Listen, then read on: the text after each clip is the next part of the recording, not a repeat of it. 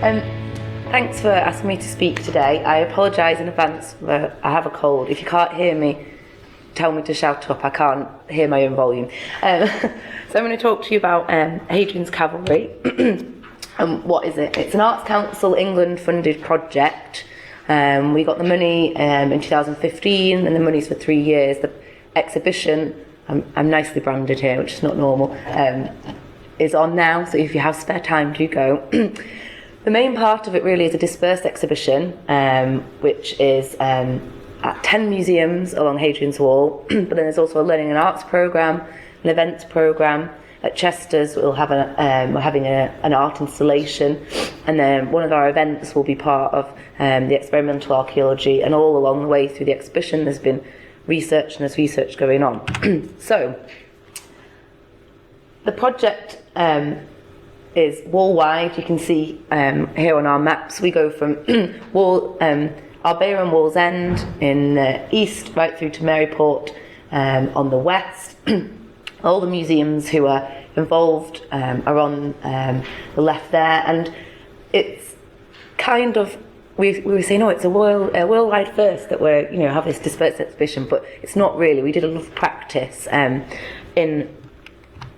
this sort of dispersed exhibition style. So in 2014, there was a small exhibition called Wallface, which was another dispersed exhibition also funded by Arts Council England, where all the museums listed there, as well as Bird Oswald, Roman Fort, borrowed a portrait from the National Portrait Gallery of an archaeologist or an antiquarian who was relevant to their site, and it was a way to kind of demonstrate that the curators on Hadrian's Wall worked well together.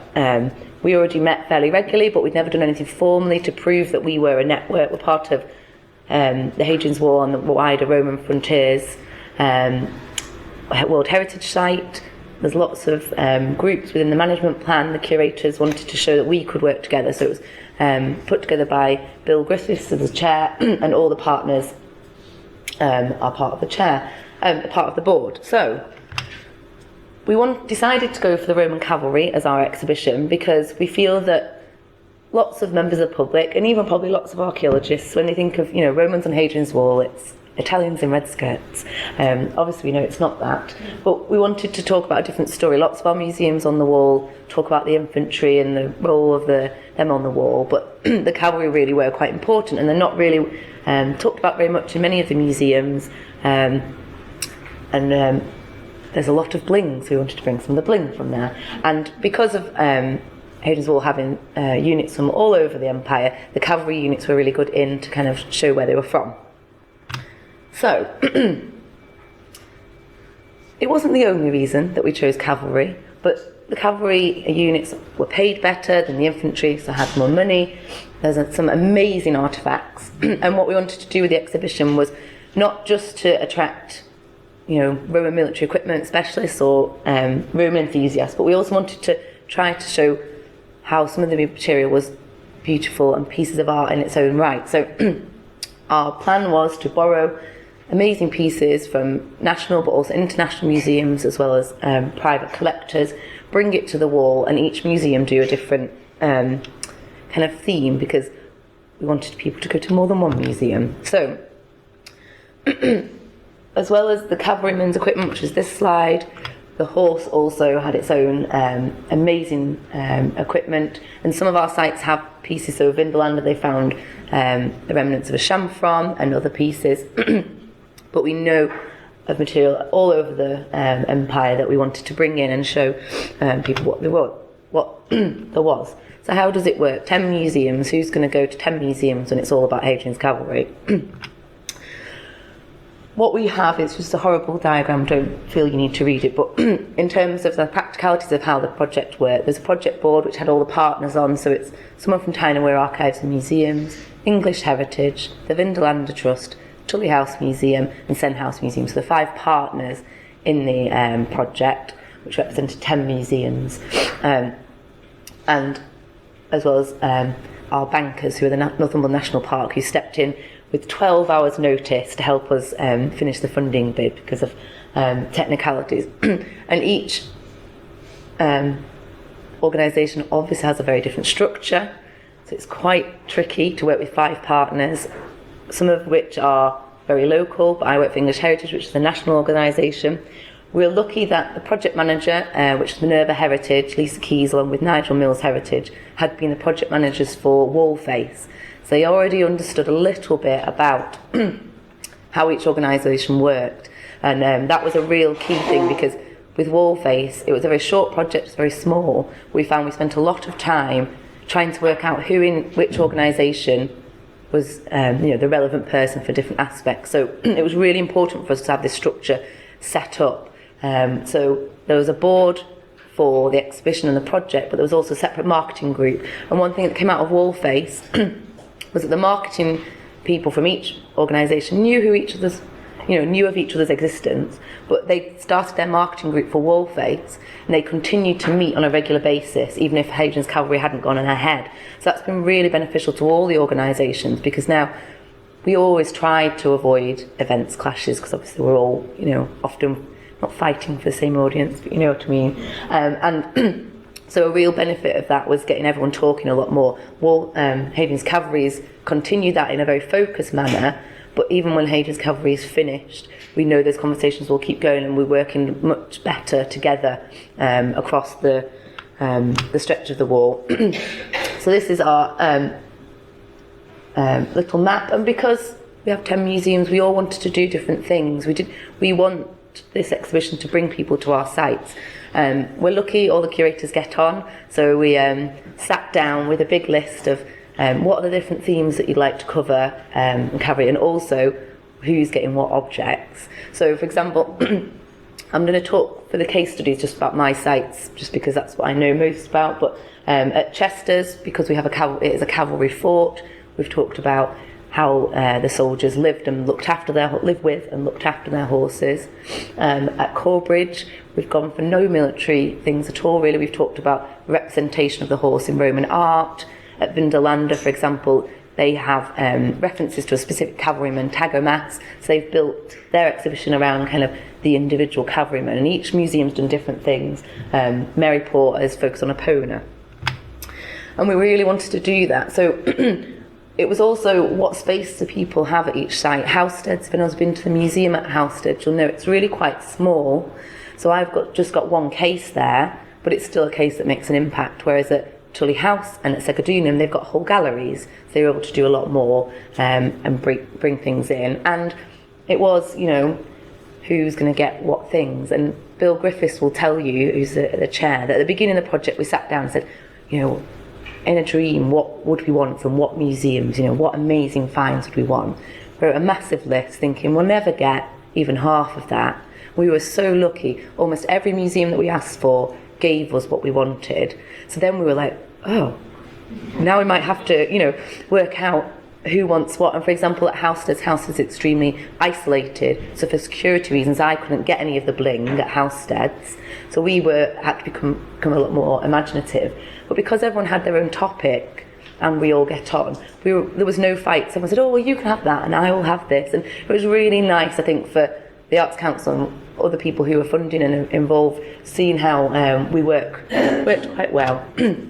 As I said, we didn't want it to just be the same audience that already comes to our Roman sites. We wanted to try and broaden the audience. And some of these pieces, the cavalry equipment, really are amazing pieces of work. They are beautiful. They would fit in an art gallery. Some of the cavalry pieces were in the big exhibition on bronzes down in London as an art exhibition. So we wanted to show that, but as well as bringing arts visitors in, we wanted to bring arts into our project. So one of the project aims was community artwork for each site. So Karen McDougall, who's an arts learning coordinator, was commissioned to make an artwork with some of the communities local to those sites.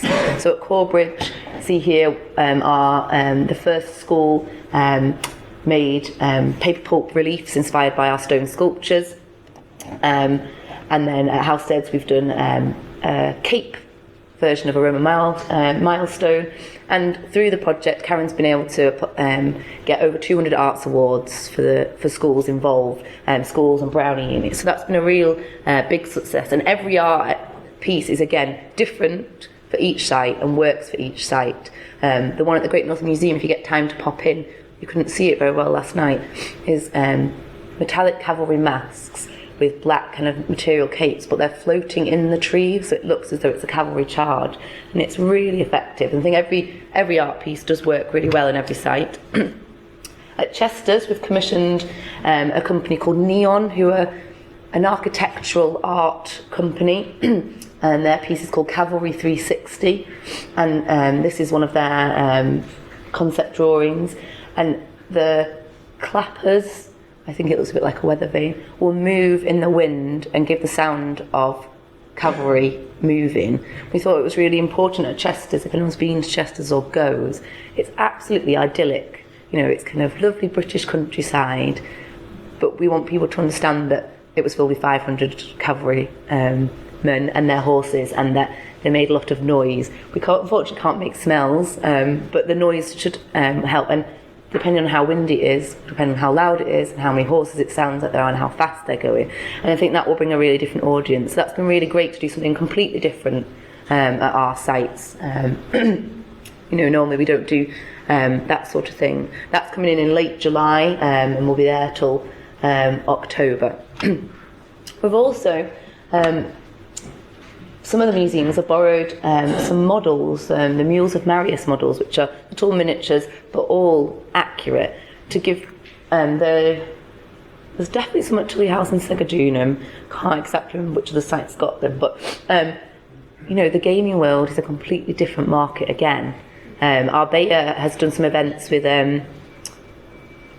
Minecraft, you know, making that, and that's a really good way to get people into thinking about archaeology and giving people an idea. Although it's small, so they don't get the scale, that way we can lay out 500 cavalry in different charges. We can, there's these are all infantries at the top, but they've been able to get some models.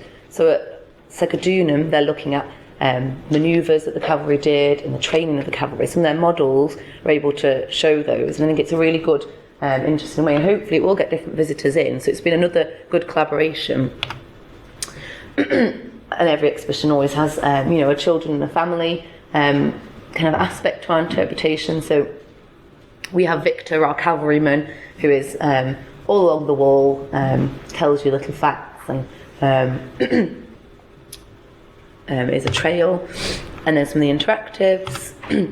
We're also, through the arts, artworks, we're able to engage with some of the local communities, the schools and other groups, but also the project's been in touch with a couple of local pony clubs, and in July, I'll talk about a big event we're doing in July, but some of the pony clubs are going to try to recreate some of the manoeuvres that the Roman cavalry did at some of the county shows over the summer. And you know, that's another way into a completely different audience, horsey people, you know, to come and have a look and think, oh, right, so, you know, now my horse lives in a stable this big. But if they come to Chester's, they can look and say, oh, 3 horses and 3 men shared this space. And, you know, to start to... So it's a bit of fun for the children, but actually a really interesting... probably not quite to the level of experimental archaeology. You know, it's not going to be monitored, but just a really interesting another aspect in the sort of shows, and get them to think about how good the Roman soldiers were as riders. So I thought I'd just talk about a couple of little case studies of what we've done and how we've been able to, within the project structure, although it's one big project funded by Arts Council England under one banner, each partner's really been able to adjust it to how it fits in their space, meets their audience, and plays to their strength. So because at Corbridge we're not just a fort, there's enough forts on the wall, we also had our town phase, which is really important, and we have some beautiful pieces. We wanted to look at the importance of the horse in art. We've been able to borrow pieces. What's been really great is the partners have done loans to each other. So even though Arbeya and at Segadunum, they've got exhibitions of this for this project, they've still lent me pieces. Now I've been able to borrow things within English heritage from Richborough and from Roxeter. And my kind of most exciting part of the project for me really was that at Corbridge we have a replica tombstone of Flavinus, a cavalry trooper. The original is in Hexham Abbey. Lots of our stone is in Hexham Abbey. So because it's a replica, we're quite free to do it once. We got him painted, and we worked with a scenic artist who normally works and does props for theatres. Did a lot of research, talked to a lot of people. What's been really great with this project is the Roman Military Equipment Conference last June at St Andrews. The project put some money in, and the entire conference, the theme was Hadrian's Cavalry. Hadrian's Cavalry had a session there. We had roundtable discussions with all the participants and made lots of comments. So lots of people since then have been getting lots of emails about various questions. And so I spoke to lots of people about recreating the painting of Flavinus, and it's been a real success because he's been in the museum since the 80s when we opened, but it was a very dull colour. People kind of didn't look at him that much, and even I didn't. I walked past him every day, and just when the artist whitewashed him, you started to see details, and it really helped to bring out the visual impact that a tombstone would have been. And we've been able to talk about the burial clubs and different aspects of the soldier's life. So I mentioned briefly the big event that we have in July, and this is the other kind of major part of our project really, where a lot of kind of the money has gone. And on the 1st, 2nd of July in Carlisle in Bitts Park, for the first time ever in Britain, we are bringing together 30 cavalrymen, so a terma of cavalry. A logistical nightmare because there is no one group that has 30 riders, so it's multiple groups coming together, and also lots of reenactors are okay at riding, but we want them to reenact manoeuvres from the Hippica Gymnasia, so the parade manoeuvres that they did, and we have a written account from Hadrian watching this, so really complex difficult manoeuvres, ones that nobody has ever tried to recreate them with 30 people. Are they actually possible, or is it all hyperbole that this is what they said they did for Hadrian, and it was actually much simpler? So we've been working with there's an events coordinator who's managing this, but we've been working researchers for the most up-to-date translations of those documents. They'll be brought together. So although it's going to be a big public show, and hopefully people will have a great time, they'll come and see it, and they'll also come and see the kind of camp, because they'll have to be there for a good few days to practice beforehand. This is going to be experimental archaeology, so all the reenactors will only be allowed to wear correct gear. They will be performing the correct manoeuvres and movements. It's going to be filmed. We're going to have lots of visuals. So it's a really great kind of piece of public spectacle, hopefully, but really important experimental archaeology. And there's no way that this sort of thing could have been done without the project, because it's, as you can imagine, hugely expensive. We're very lucky that Carlisle Council have put some money in, but hopefully by this point some of the pony clubs will have had a little go as well, and then they might come along and then give some tips. So that's kind of the end of my paper really. I just wanted to give you a flavour of this project. So this year is 30 years of Hadrian's Wall being declared a World Heritage Site. We're trying to continue to show that we work together. I think this project's a really good example, and I'm very happy to answer questions about like different aspects of it. Thank you.